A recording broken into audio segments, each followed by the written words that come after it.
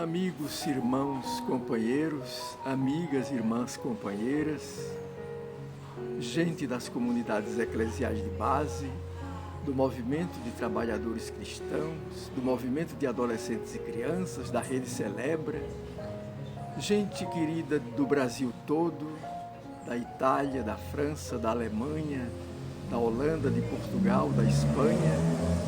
Estamos chegando já bem próximos à Semana Santa.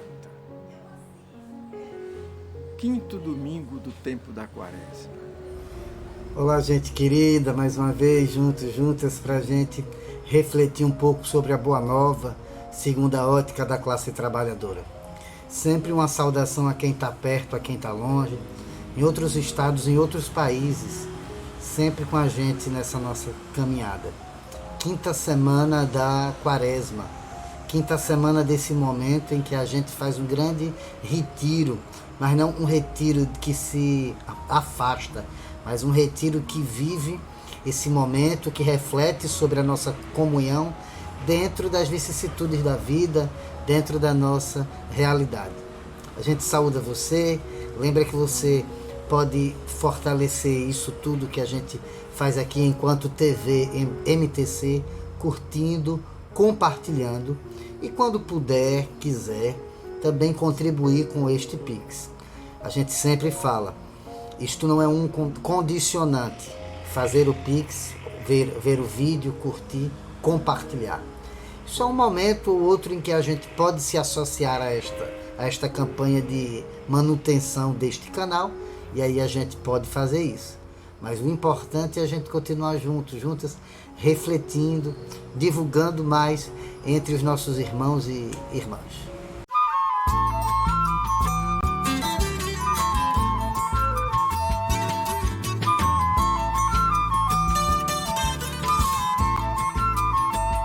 Imensa planície juncada de ossos, coberta de mortos sem vida e calor. Ó Filho do homem, profere a palavra que vem do Senhor. Ó Filho do homem, profere a palavra que vem do Senhor.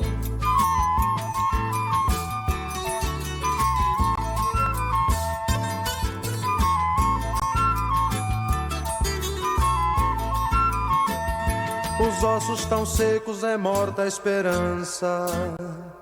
Perdida a tua herança, escuta o clamor. Ó Filho do homem, profere a palavra que vem do Senhor. Ó Filho do homem, profere a palavra que vem do Senhor.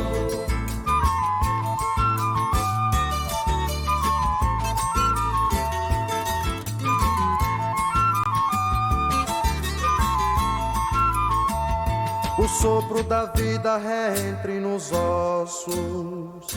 Levantem-se os mortos que a vida voltou. Ó Filho do homem, profere a palavra que vem do Senhor. Ó Filho do homem, profere a palavra que vem do Senhor.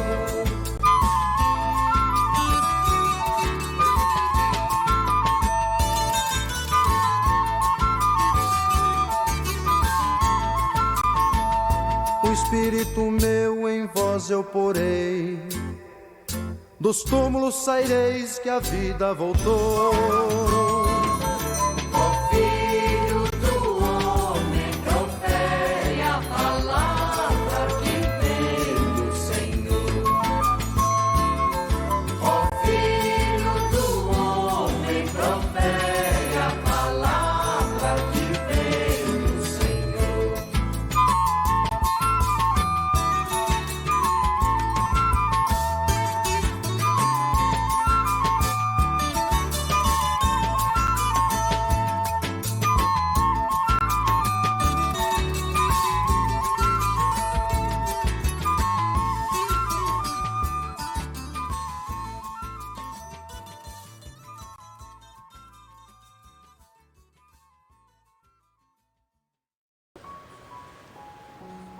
O Santo Evangelho de hoje é tomado do apóstolo João, capítulo 12, versos 20 a 33.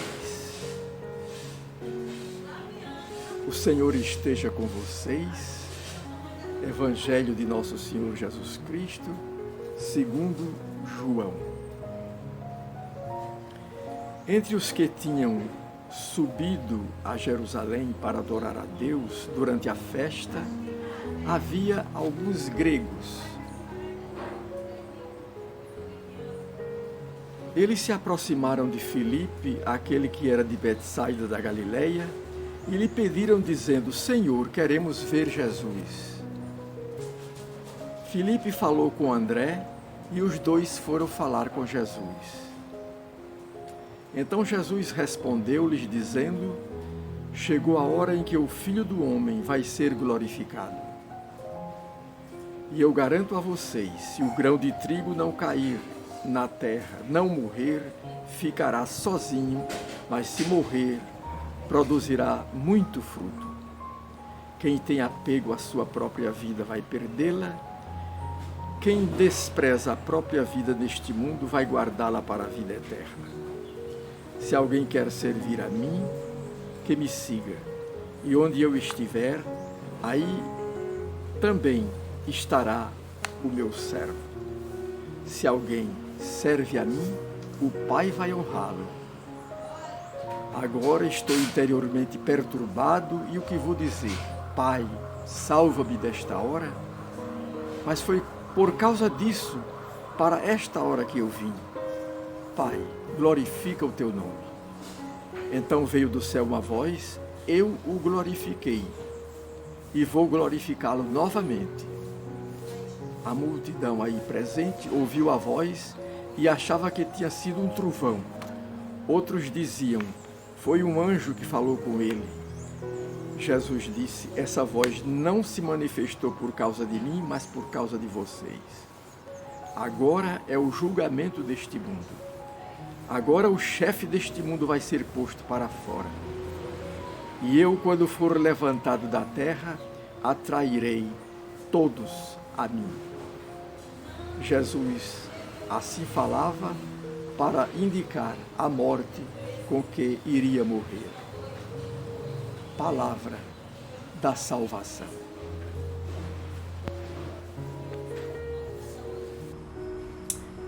Quinta semana da Quaresma, ou seja, a quinta semana em que a gente faz essa caminhada de 40 dias, que é um retiro, sim, mas não um afastamento. É muito mais uma aproximação daquilo que é mais místico, daquilo que é mais misterioso, ou seja, daquilo que é mais íntimo à nossa caminhada. O projeto de Jesus é a fidelidade e a construção do reino, é encontrar com as nossas luzes e sombras e a partir daí construir em nós e coletivamente, principalmente coletivamente, pessoas melhores para a gente ir à frente com o nosso projeto. Esse texto bíblico de hoje ele tem um contexto. Jesus chega ao momento próximo da festa da Páscoa e está vivendo todo aquele cenário. No texto de João, é o texto que fica colado já com o começo do anúncio da paixão, de todo aquele processo. Ora, tem uma coisa interessantíssima, que o nosso irmão teólogo Francisco Cornélio, eu sempre cito esse nome, porque é uma das referências para a gente fazer este vídeo, e é uma pessoa fantástica. Ele nos lembra que o João ele já cita que Jesus foi a Páscoa dos judeus. A gente falou disso no domingo passado. Ou seja, já não é mais a Páscoa. Já não é mais a Páscoa, de fato, enquanto festa da libertação. É a Páscoa dos judeus, das lideranças judaicas, das lideranças religiosas, de todo o farisaísmo, de toda a burocratização dessa festa, afastando todo o povo. Então ele situa isso politicamente. Essa festa não é mais a festa da libertação, é a festa dos judeus. E Jesus está ali. Mas é uma coisa interessante para a gente refletir sobre o sentido, sobre a mensagem, sobre a provocação que esse texto faz. Ontem eu fui visitar um grande amigo, um irmão meu, João. O nome dele é João também. Uma pessoa boníssima, um companheiro grande. E João está prestes a ser papai. Ele e a mamãe estão na espera. Pensaram até que ia ser ontem, mas está para esses dias. E eu fui vê-los, né, para ficar feliz junto com eles, para me dispor a, no decorrer depois, né, do puerpério, o que é que a gente podia fazer, e, enfim. E aí a gente começou a conversar sobre a caminhada, como foi que a gente chegou nessa história de estar nos movimentos sociais, de estar nos sindicatos, de estar nos partidos, de estar nas pastorais, de estar nas comunidades de fé, de ter uma relação íntima com a espiritualidade da teologia da libertação. A gente foi começando a conversar, foi jogando essa conversa fora. E aí o João foi me contando que todas as pessoas, assim, que ele viu de fato, aonde ele viu gente que tinha uma clareza de liberdade, de libertação, que tinha um projeto acima de teorias, porque tinha o pobre como meta. Ou seja, tinha o mundo real, o mundo prático como meta. Não a teoria A ou B. Aquelas pessoas que abriram para ele essa motivação de doar a vida por uma causa, foi o povo da igreja. Foram os cristãos. Muitos padres, freiras, leigas, a ponto de fazê-lo hoje ser um militante da comissão da pastoral da terra. Ser um cristão envolvido mesmo na luta por justiça para os trabalhadores do campo, para essas pessoas que já sofreram tanto, para esse cenário, que é um cenário de mártires. E aí ele se doa na CPT. Aí fiquei pensando, poxa, que coisa bonita, né? Com ele e comigo também foi assim. Aquelas pessoas que mais nos fizeram encontrar com o nosso projeto de vida, com o nosso doar a vida por uma causa, foi gente que nos fez ter um encontro com Jesus, com seu projeto e com sua vida. Aí a gente foi lembrando de Irmã Dorothy, de Dom Helder, do nosso irmão Marcelo Barros, de Reginaldo Veloso, de Frei Beto, de outras tantas mulheres e homens, e a gente foi lembrando dessa gente. Mas a gente chegou a essa conclusão: quem nos ajudou nesse processo foi gente de fé, foi gente cristã. E por que eu estou começando essa nossa reflexão quaresmal sobre isso?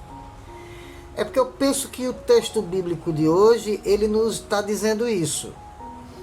Toda essa trajetória que a gente foi fazendo, primeiro domingo da quaresma, para pensar a gente enquanto as tentações, depois a gente refletindo sobre a caminhada coletiva, sobre os rostos transfigurados que a gente quer ver. A gente quer ver o nosso povo transfigurado, não é? Não desfigurado, mas transfigurado. A gente quer ver as nossas comunidades longe do comércio, do mercado, das lideranças fascistas. E assim, a gente foi fazendo todo esse processo e parece que na última semana quaresmal, o que está motivando a gente a refletir é: sim, mas para que esse processo todo? Para que esse retiro todo? Para que 40 dias refletindo isso? Fora os exercícios espirituais que cada um e cada uma fazem, e que é direito, e que faz parte da sua ambientação para isso, seja o jejum, seja a caridade, seja a intensificação orante. Não estamos aqui para questionar nada disso. Mas para que serve tudo isso? Talvez o texto bíblico de hoje responda a gente. é para motivar a gente no discipulado de Jesus.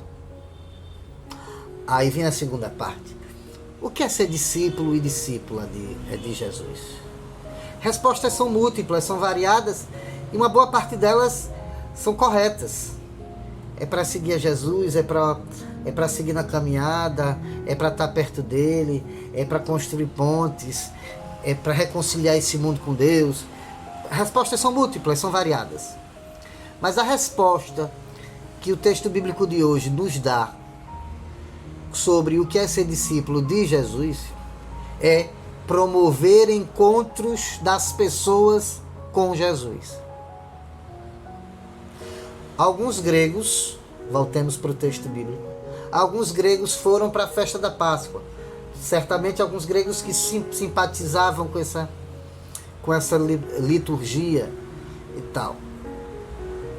E talvez, vendo que a festa já não era mais o que era antes, ouviram falar de Jesus.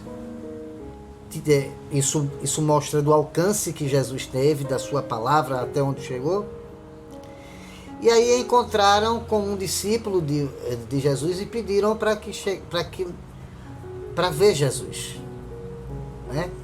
Esse discípulo vai falar com outro discípulo, ou seja, eles se juntam, ele vai pro coletivo para organizar, articular um encontro de Jesus com as pessoas, ou melhor, com gente que não era judeu, um encontro dos que estavam fora com Jesus. Talvez, se a gente pudesse parar aqui, já tinha dado certo a nossa reflexão de hoje. O discipulado é a experiência de promover encontros com Jesus. É da gente promover o encontro das várias pessoas, dos vários corpos sofridos com Jesus. Evidentemente que tem gente que faça isso de uma forma que não é a forma da nossa caminhada. E que faça isso de uma forma que talvez não crie fidelidade a este projeto, mas crie uma dependência. Não é? A gente vê muitos encontros disso ou daquilo com Cristo, que não criam uma fidelidade ao projeto de Jesus, mas criam uma dependência à figura de Jesus. Quando eu estiver sofrendo, eu volto lá para pedir. Quando eu estiver assim, eu volto lá. Eu quero ir para uma comoção sentimental, porque eu choro e esse processo, entre aspas, terapeutizante me dá força, me dá algum tipo de lenitivo. E aí daqui a pouco eu preciso de voltar de novo.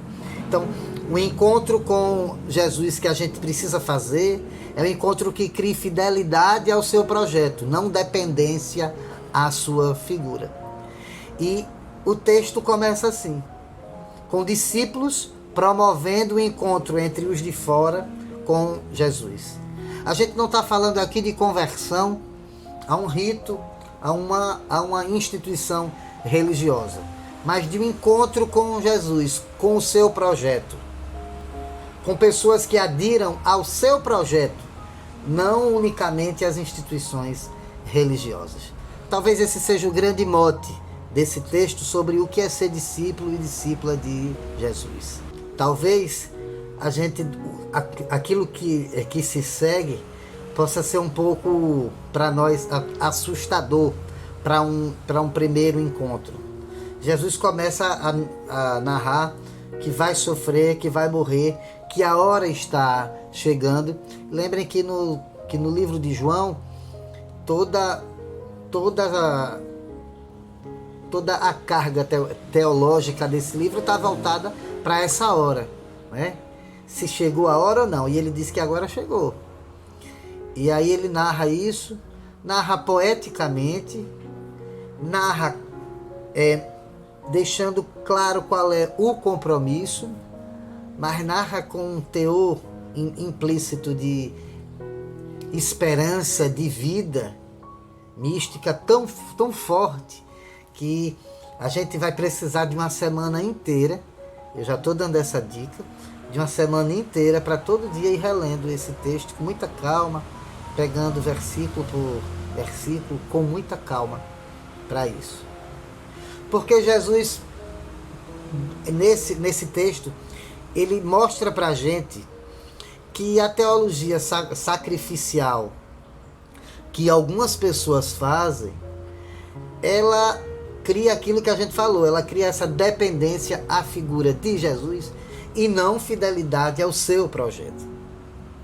A gente insiste que Jesus morreu, porque o Pai queria e pronto, porque morreu. E aí a gente se fixa na morte de Jesus. Enquanto o projeto é muito maior, enquanto essa morte tem consequências, desdobramentos e nos compromete. Então ele não diz que ele vai morrer apenas. Ele diz que se o grão de trigo não morre, fica só. Mas o grão de trigo que morre, ou seja, morre nesta perspectiva, vai dar muitos frutos. E dessa cruz e dessa paixão, uma fileira de outros mártires vieram. E aí a gente lembra de novo a irmã Dorothy, Chico Mendes, tanta gente. E dessa fileira, todos e todas nós chegamos juntos. Como o meu amigo João, que eu fui visitar, disse. Foi do exemplo destas pessoas que ele chegou perto. Então, esse grão de trigo deu muitos frutos. E aí, para deixar claro que há uma consequência, que há um compromisso com isso, e que esse projeto é coletivo, não pode ser pessoal. Tem gente que gosta de dizer assim: nós queremos promover o encontro pessoal com Jesus. Não tem esse encontro pessoal. A gente constrói encontros coletivos. Evidentemente temos nossos momentos de solitude e de reflexão pessoal. Mas o encontro ele se dá na vida. E a vida é coletiva. Ora, esse encontro ele tem consequências. E aí a gente se coloca enquanto corpo místico, enquanto coletivo. Veja, até dentro dessa lógica cristã se fala coletivamente. Nós somos um corpo. Não somos vários corpos e cada um o seu. Nós somos um corpo. E dentro desse corpo é que a gente constrói esse processo de engajamento. Porque quem estiver sozinho, quem quiser salvar a sua vida, vai perdê-la. Mas quem quiser perder a sua vida para ganhar uma vida coletiva em prol de um projeto, essa pessoa vai ganhar.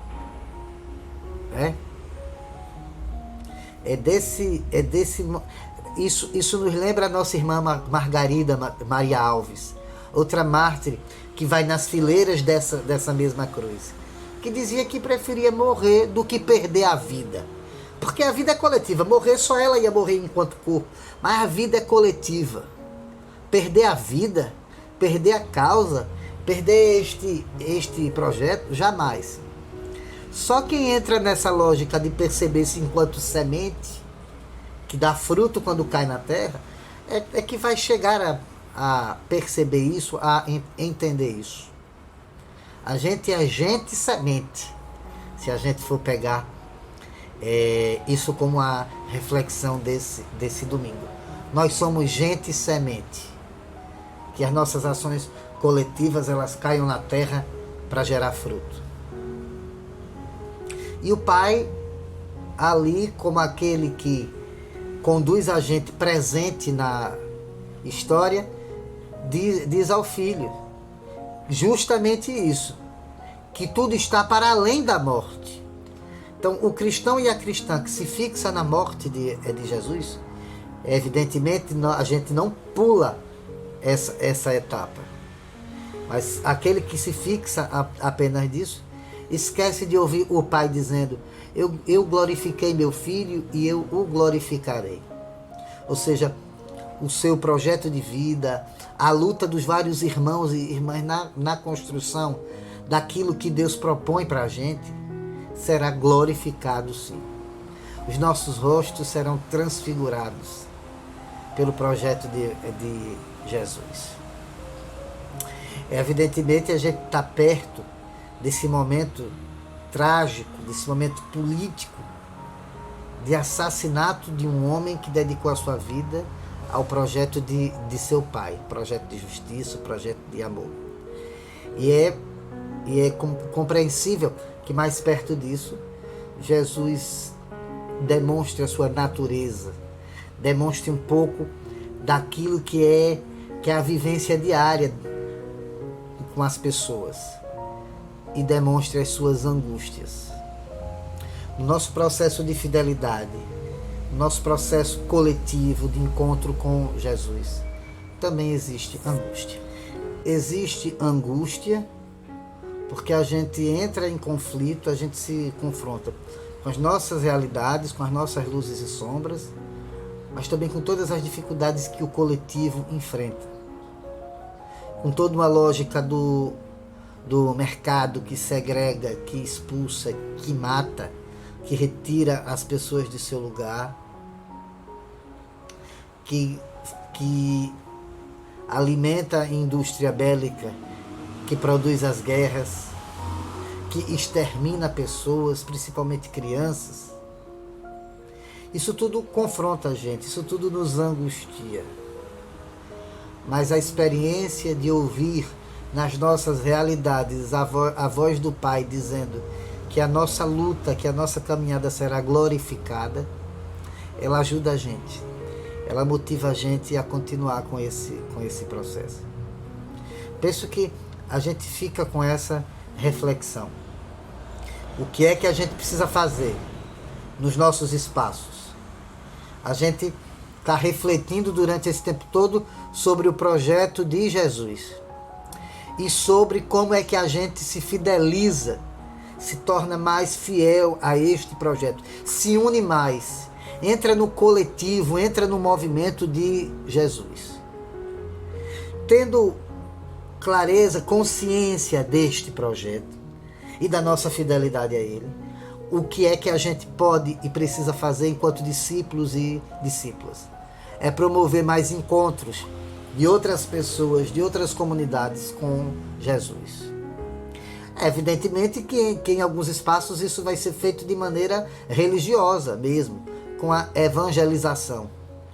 Mas nos nossos espaços onde a gente está, no sindicato, no movimento social, no partido, no conselho de moradores, que não necessariamente vai ser a partir da leitura orante da Bíblia, a partir de um momento orante. Como é que a gente vai apresentar Jesus e como a gente vai fazer esse encontro? É a partir da nossa vivência. É a partir da nossa forma de ser cristão e cristã, que luta por justiça, que luta por direitos, que se identifica com os mais sofridos. É dessa forma que a gente vai apresentar, fazer esse encontro entre as realidades, entre os mundos e Jesus. Lembrei de São Francisco que dizia: cuidado com o jeito com o qual você vive. Talvez a sua vida seja o único evangelho que algumas pessoas terão oportunidade de ler. É mais ou menos isso. Cuidado como a gente está vivendo o nosso projeto. Porque a gente pode até estar vivendo, achando que está vivendo bem. Mas lá no coletivo a gente é machista, a gente interrompe as mulheres quando elas falam, a gente quer ser autoritário, a gente usa de meios escusos para resolver as coisas. E as pessoas estão olhando. E a gente devia estar se olhando também, estar se confrontando. Então cuidado como a gente vive a nossa vida. Ela muitas vezes é o único texto bíblico que as pessoas vão ter a oportunidade de ler. Elas se tornem pessoas mais afeitas, mais próximas, mais afetuosas com a proposta de Jesus através de nós. Assim como o meu amigo João, ele chegou perto da Pastoral da Terra porque ele viu pessoas como Dom Helder. É bom a gente pensar nisso. A partir daí, a clareza do coletivo para se fortalecer. Porque quem quiser ganhar a sua vida individualmente vai perdê-la. Mas quem quiser perder a vida para construir uma vida maior, um grande projeto, aí vai ganhar. E o nosso projeto de fidelidade a Jesus é glorificado pelo seu Pai, mesmo em meio às angústias. Mas nós somos, junto a Jesus, gente semente, o grão de trigo que cai e que daí produz fruto. A gente é convidado, chegando já perto. Próxima semana a gente vai estar na Semana Santa. A gente é convidada a entender que há algo além. Do mesmo jeito que a gente viu que a transfiguração era um prelúdio, era um anúncio disso, é o nosso sonho que tem que estar sempre na frente.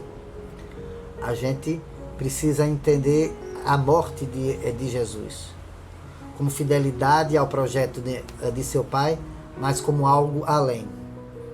Algo além, algo que dá fruto, que deu fruto até a gente, que chegou até nós. E a gente faz isso coletivamente, para ganhar a vida junto e não perder individualmente. Mesmo em meio a algumas angústias, alguns confrontos e conflitos. Mas a gente faz isso juntos e juntas, caminhando nisso. Tem uma musiquinha do Cleiton e Cledi, que é uma música onde eles celebram essa parceria deles enquanto irmãos cantando, e ele em um diz para o outro: tu me ensina a viver, que eu te ensino a sonhar. O sonho, a transfiguração, a glorificação que o Pai faz, e ele lembra a gente, olha, o caminho, a meta final é essa, e a gente tem esse sonho na mente, dos rostos das pessoas, das vidas transfiguradas, jamais desfiguradas, mas transfiguradas. Enquanto isso, a gente vai se ensinando a viver coletivamente, a lutar por nossos direitos, a construir solidariedade, amorosidade entre nós. Que o projeto de Jesus e os encontros que a gente tem que promover em volta dele nos ensinem a viver e a sonhar. A gente vai concluir esse nosso momento aqui com um momento orante, em comunhão com esse cenário que o texto bíblico nos mostra. É um cenário onde Jesus se angustia porque sabe que está perto de sofrer as consequências da sua fidelidade. Por isso o texto, a oração, poesia, que a gente vai ler hoje é do cristianismo. É uma oração pelos que vão morrer, por todos e todas que vivem as angústias da finitude, em várias ocasiões, em várias situações, em várias perspectivas. Ó tu, Senhor da eternidade, nós que estamos condenados a morrer, elevamos nossas almas a ti à procura de forças. Porque a morte passou por nós na multidão dos homens e nos tocou. E sabemos que em alguma curva do nosso caminho ela estará nos esperando para nos pegar pela mão e nos levar, não sabemos para onde. Nós te louvamos porque para nós ela não é uma inimiga, e sim um grande anjo teu, nosso amigo. O único a poder abrir para alguns de nós a prisão da dor e do sofrimento, e nos levar para os espaços imensos de uma nova vida. Mas nós somos como crianças, com medo do escuro e do desconhecido. E tememos deixar esta vida que é tão boa e os nossos amados que nos são tão queridos. Dá-nos a graça de ter um coração valente para que possamos caminhar por esta estrada com a cabeça levantada e com um sorriso no rosto. Que possamos trabalhar alegremente até o fim e amar os nossos queridos com ternura ainda maior, porque os dias do amor são curtos. Muita saúde, muita paz, que durante essa semana a gente reflita sobre que encontros bonitos a gente quer promover entre as várias pessoas, entre os vários corpos, e o corpo de Jesus, o corpo místico que somos nós, e o seu projeto. Muita saúde, muita paz, até a semana que vem. Os céus e a terra são, pois, testemunhas, a vida e a morte estão em tuas mãos. escolhe a vida e então viverás. Que sejas uma bênção e não maldição.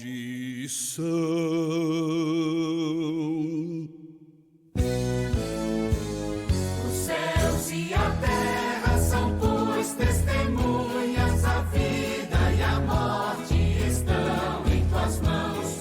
Escolhe a vida e então viverás. Que sejas uma bênção e não maldição. Extingue-se a fauna, extingue-se a flora, das cinzas da morte o império assola. Lucro voraz, a tecnologia polui mares e ares e a terra agoniza. Os céus e a terra são, pois, testemunhas, a vida e a morte estão em tuas mãos. Escolhe a vida e então viverás. Que sejas uma bênção e não maldição. Da morte o binômio, ganância, exclusão, produz desemprego, sem terra e sem pão. Herege, bandido, a fome tem cara, o tráfico avança, a violência dispara. Os céus e a terra são, pois, testemunhas, a vida e a morte estão em tuas mãos. Escolhe a vida e então viverás. Que sejas uma bênção e não maldição. Doenças e guerras, feito epidemias, dizimam nações e encurtam os dias. Ausenta-se o amor da face da terra e a fraternidade no medo se encerra.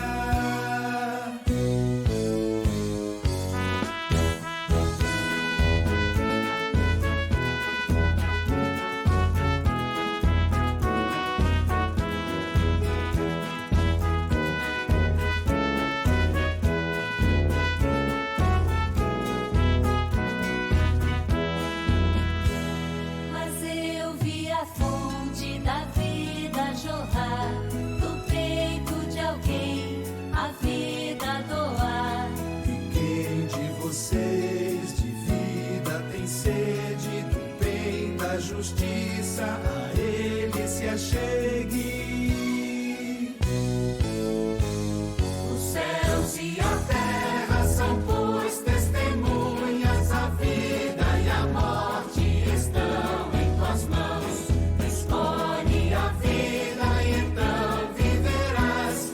Que sejas uma bênção e não maldição. Eu sou o caminho, quem diz é Jesus. Eu sou a verdade, a vida e a luz. Outro é possível de vida e de paz, se houver militância e gente que faz. Os céus e a terra são, pois, testemunhas, a vida e a morte estão em tuas mãos. Escolhe a vida e então viverás. Que sejas uma bênção e não maldição.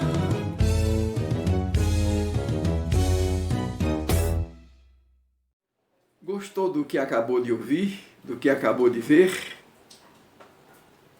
Se você gostou, divulgue. E além de divulgar, inscreva-se no canal TV MTC. Simples assim. Aperte no botão inscreva-se. E assim você está fortalecendo um instrumento de formação e de informação da classe trabalhadora, das trabalhadoras cristãs, dos trabalhadores cristãos. Contamos com essa sua colaboração.